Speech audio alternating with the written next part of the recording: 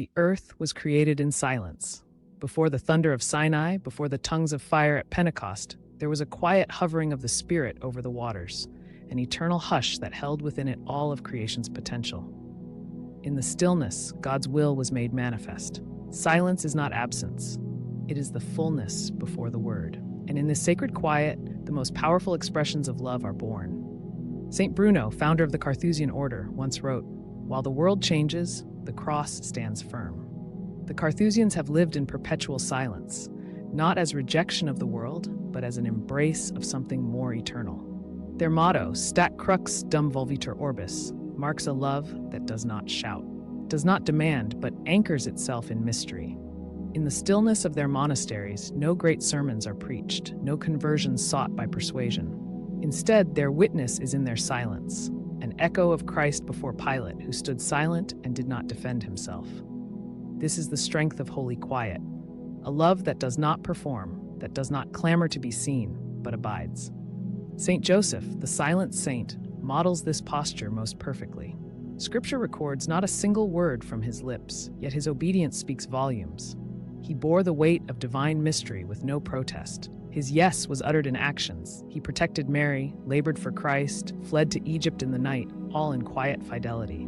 In a world loud with declarations, opinions, and protests, Saint Joseph shows the strength of silent responsibility. His love was not sentimental nor dramatic. It was steady, protective, and concealed, like roots beneath the ground. What is hidden is not always absent. Often it is deeper. Elijah, standing on Mount Horeb, experienced this mystery as well. The Lord was not in the earthquake, nor the fire, nor the wind, but in a still small voice. This whisper was not the absence of power. It was the power restrained in reverence. The divine comes not only in spectacle, but in restraint. Love often chooses to hold back, not from fear, but from sacredness. The holiest things are not shouted from rooftops. They are whispered or wordless. Consider Saint Charbel Makhlouf, a Maronite hermit of Lebanon. He withdrew from the world not to escape it, but to immerse himself in its soul. In his cell, he lived for years in silence, interceding through Eucharistic prayer for people he never saw. After his death, miracles poured forth, healings, conversions, peace. Yet he had spoken to no crowds, written no treatises, drawn no attention to himself. His power was the power of hidden communion. In silence, he had become a bridge between heaven and earth. In our age, silence is feared, quiet is quickly filled. Noise becomes our identity, our self-defense. Even prayer is rushed, spoken as though God needs our reminders. But the saints knew otherwise. Saint Teresa of the Andes wrote, "Interior silence is not emptiness, it is full of God." The Desert Fathers fled the cities not for safety, but to seek the presence that cannot be heard when surrounded by the clamor of men. In silence, they wrestled with demons. In silence, they were refined. They did not escape the world. They confronted it more fully within themselves. In the Gospels, Jesus often withdrew to pray alone, not to preach, not to perform, but to be alone with the Father. These moments were the backbone of his public ministry. The world saw miracles, but they were rooted in quiet nights on the mountain. Before choosing the apostles, he prayed in silence. Before his passion, he prayed in Gethsemane. Love without silence becomes performance. It needs rest, it needs recollection. True love does not always need words. In fact, when love is complete, it often becomes still. The elderly woman sitting beside her dying husband doesn't need to say, "I love you." Her presence is enough. The mother holding her newborn in the middle of the night is not speaking, but her warmth, her heartbeat, her protection, all speak louder than speech. There is a language beyond language.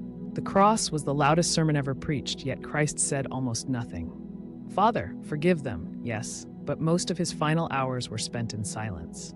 That was not defeat. That was a love that had nothing left to prove. Silence is not inaction. It is the womb of action. Mary kept all these things in her heart. She pondered, she listened, she held space. The fiat she spoke was brief. But her interior yes was lifelong and quiet. Her love for Christ did not manifest in grand speeches. It appeared in quiet fidelity, in being present at the foot of the cross when most others fled. Her silence at Calvary was not passive. It was strength beyond measure. In our spiritual lives, we often seek noise, podcasts, books, even religious discussions, to grow. But often what we need is not more information. We need formation, and formation comes in silence. In silent adoration before the Eucharist, something happens that no words can express. We are seen, we are reordered, we are held, and slowly the parts of us that are noisy begin to fall away. What is left is truer. Blr. John of Fiesole, better known as Fra Angelico, was a Dominican friar who painted heavenly realities in absolute stillness. His prayer was his brush. His frescoes in the cells of San Marco in Florence were not made for galleries, but for brothers in silence. They were acts of love, not shown to the world, but hidden, like manna in the desert. His paintings did not shout. They invited stillness, contemplation. This is what silent love does. It creates space for the soul to breathe. The world may not understand this kind of love. It may see it as weak or passive, but we know otherwise. When Christ was silent before his accusers, he was not powerless. He was choosing to bear our sin without protest. When the martyrs went to their deaths without curses, they were not defeated. They had entered into the silence of the Lamb, the love that does not retaliate. We live in a time of instant reaction, quick judgment, endless speech. But silence is now the greatest act of rebellion. Not silence born of apathy, but of sacred restraint. To remain quiet when mocked, to stay still when wronged, to not justify ourselves, that is strength. And it is a strength that flows not from pride, but from surrender. In the silence of the tabernacle, God dwells with his people. He does not speak in thunder. He waits, he listens, and he holds us wordlessly. Love is not diminished by quiet. It is revealed in it. The saints who knew this best are the ones we forget because they did not seek attention. But their names are written in heaven, where every whispered act of devotion is recorded with joy. There is a kind of hidden holiness that blooms only in silence, and it is in that hidden place that the deepest loves grow. A bell tolls in a remote valley monastery, and no words follow. The monks rise, barefoot, their movements choreographed by obedience rather than conversation. It is in this silence that love breathes, where nothing is demanded and yet everything is given. The air is thick with discipline, not repression, and it is here that the invisible fruit of devotion ripens. Silence becomes the soil of sacred things. It does not withhold love, it guards it.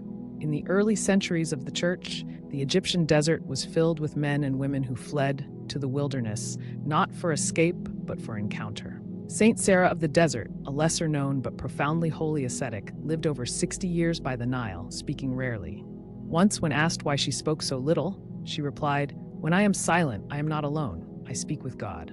Her cells echoed with restraint, not loneliness. In silence, she overcame demons, self-love, despair. Her life was love transfigured by discipline. It was not seen by crowds, but known by heaven. Christ himself often shrouded his power in quiet. When he wrote in the dust as the accusers demanded judgment over the woman caught in adultery, he did not speak immediately. He bent down as if to remind them that truth and love do not need to react. They remain. His silence was not inaction. It was a refusal to join the noise of judgment. His final answer, "Let him who is without sin cast the first stone," was spoken not in volume, but in clarity. There is a kind of stillness that cuts more sharply than any shout. There is a particular form of holiness known only to the hidden. Saint Rafael Arnaiz Barón, a Spanish Trappist oblate of the 20th century, lived a brief but luminous life in the cloister. He suffered greatly and died young. His writings speak of a love that is quiet, stripped, and surrendered. He said, "What I want most is to love Jesus with silence and sacrifice, with my soul hidden." His illness forced him to retreat repeatedly from full monastic life, but even when bedridden, he lived a radical form of communion. Not by preaching, not by deeds, but by accepting each moment silently, without bitterness. That is love at its most mature. When Jesus stood before Herod, he answered him nothing. This silence was not weakness, it was wisdom. He did not cater to curiosity. He did not offer himself to be marveled at. He knew that love is not spectacle. It is sacrifice. Love, when it is whole, stops justifying itself. It stops explaining. It rests in knowing. The silence of Christ is the clearest expression of his identity. He does not need to prove love. He is love. St. John of the Cross, the great Carmelite mystic, spent months imprisoned in a tiny cell by his own brethren. It was during this torment, in silence and darkness, that he composed his most beautiful spiritual verses. In the spiritual canticle, he describes the soul searching for the beloved in quiet desolation. His love poems were not public declarations. They were born from the ache of silence. In this sacred longing, he discovered that real love does not cling. It waits, even when the waiting feels like absence. A nurse holding the hand of a dying stranger, saying nothing. A father watching the night with his newborn in his arms. A man kneeling before the tabernacle, head bowed in wordless surrender. These are not passive moments. These are sacred acts. They are filled with a devotion that does not seek recognition. They are the crucibles of the truest kind of communion, the kind that is neither loud nor seen. Saint Zdislava of Lemberg, a noblewoman of 13th century Bohemia, is largely unknown outside Czech lands. Yet her life was a hidden sanctuary of service. She cared for the sick in secret, tended the poor in silence, and brought strangers into her home under cover of night. Her love was not shouted. It was acted in whispered hospitality, in the kind of listening that does not interrupt. Her sanctity was her silence, carrying burdens with no announcement. The earth itself is shaped by quiet forces. Mountains rise in stillness. Seeds break open underground, unseen. Tectonic plates shift continents with no sound. The stars do not make noise as they burn. There is majesty in what moves without applause. The saints imitate this. They do not need to be noticed to be holy. Their goodness is not proved by clamor, but by constancy. They stay, even when no one sees. In our culture, love is often equated with words, with proofs, with visible effort. But heaven measures differently. The widow who dropped 2 coins in silence gave more than the wealthy who made their offering in display. The woman who anointed Jesus with oil did not speak, but her action preached eternity. Silence is not void. It is sometimes the clearest echo of truth. The human heart longs to be known, and we often think this means being heard. But to be known is not the same as being verbal. It is deeper. God sees the tears no one else does. He records the offerings that go unnoticed. The love that rises from silence is purer because it expects nothing in return. It gives because it is true, not because it is seen. The monastic tradition teaches that silence is not about muting the voice, but training the soul to listen. When we are quiet, the clutter begins to clear. Our motives are revealed, our wounds are exposed, and in that clarity, we begin to love rightly, not from ego, but from surrender. The most disciplined monks are not those who have said the most prayers aloud, but those who have learned to inhabit the sacred hush between them. In the Song of Songs, the bridegroom does not always answer. There are long stretches of waiting. The bride says, "I sought him, but found him not." Love includes this ache, this quiet hunger. Yet it is precisely in this longing that union deepens. The silence is not abandonment, it is preparation. Saint Macrina the Younger, the sister of Saint Basil the Great and Saint Gregory of Nyssa, lived a life hidden in simplicity. She was a spiritual mother to her brothers, a monastic leader, and a theologian, but did not publish. Her voice survives mostly through her influence. She showed that influence does not need a stage. Love can shape the church through a single whispered conversation, a look of forgiveness, a silent act of devotion. When Christ walked through the locked doors after the resurrection, his first words were, "Peace be with you." But the moment before, the entry, the presence, was wordless. He did not need to knock. He simply came. This is the nature of divine love. It does not impose, but enters gently, reverently. Before speech, there is presence. And presence is the highest language of love. In the holy hush of a church at dawn, before Mass begins, there is a kind of weight in the air. You feel it in the wood of the pews, the flicker of the sanctuary lamp. It says more than 1,000 homilies. It is a stillness that has been fed by centuries of prayer, sacrifice, tears, and gratitude. That kind of silence holds a memory. It welcomes the soul home. The sacred quiet that comes from love is not weak. It is warrior strong. It endures mockery, betrayal, delay. It does not flinch. It remains when storms come. It does not need to speak because it is truth itself. And truth, when it is whole, can be still. There is a moment in every soul's journey when words fail, not from confusion, but from reverence. A moment when silence is not an absence, but the only worthy response. When Moses encountered the burning bush, he was told to remove his sandals, for he stood on holy ground. But what followed was not loud worship or song. It was listening. A love that is truly alive knows when to be still and when to kneel. That is the response of the soul before mystery. Saint Conrad of Parzam, a Capuchin friar who spent over 40 years as a porter in a monastery, rarely spoke except to greet visitors with kindness and then return to prayer. He opened the door for strangers, the poor, and pilgrims, often with no more than a bow, a quiet smile, or the offer of a cup of water. He lived in the cloister, cleaning, waiting, praying. Many thought he was insignificant, but after his death, miracles and testimonies overflowed. His was a life formed entirely in silence, a silence made holy through attention and hidden labor. He loved not with speeches, but with presence. When we speak of Christ's incarnation, we are speaking of the Word made flesh. But before he spoke, he cried. Before he cried, he listened in the womb. Mary's body, the tabernacle of his first home, offered him only one voice, the beat of her heart. The first liturgy he knew was her breathing. The first sanctuary was a hush, a veil of maternal silence. Love formed him there. It was unspoken, but complete. Bla Maria Gabriela Sagedu, a Trappist nun who offered her life for the unity of Christians, embraced a vow of silence that bore immense fruit. She spoke rarely, prayed constantly, and spent her final months hidden in suffering. Her final act of love was not a grand ecumenical address, it was her surrender. Her death was like a falling leaf, quiet, unnoticed by most, yet caught and carried by divine hands. Unity, like love, begins in hidden places. The psalmist writes, "Be still and know that I am God." Stillness is not stagnation, it is awareness. In silence, we do not stop loving, we begin to love rightly.